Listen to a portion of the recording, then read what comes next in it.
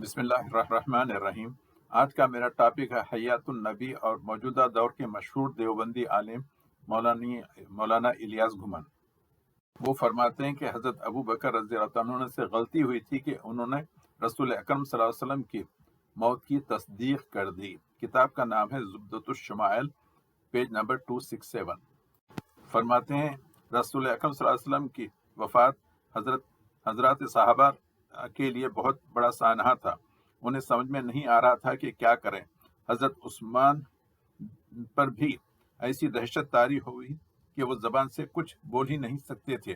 ایسے موقع پر جس طرح حضرت ابو بکر نے صحابہ کو سنبھالا، یہ ان کا کمال اور ان کی ہی خصوصیت ہے، اور کیوں نہ ہوتی، آخر حضرت رسول اکرم صلی اللہ علیہ وسلم کے صحیح جانشین، ہمراز اور ساتھی تھے۔ اب سنتے جائیے۔ یہاں یہ سوال پیدا ہوتا ہے کہ حضرت عمر نے رسول اللہ علیہ وسلم کی موت کا انکار کیوں کیا؟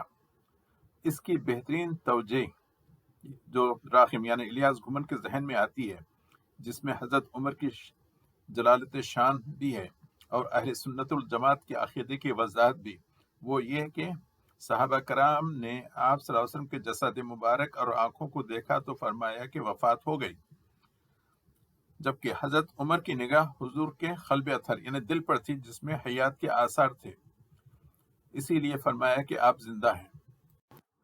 رسول اکرم صلی اللہ علیہ وسلم کی تدفین وفات کے تقریباً 36 آورز کے بعد ہوئی، گھنٹوں کے بعد ہوئی۔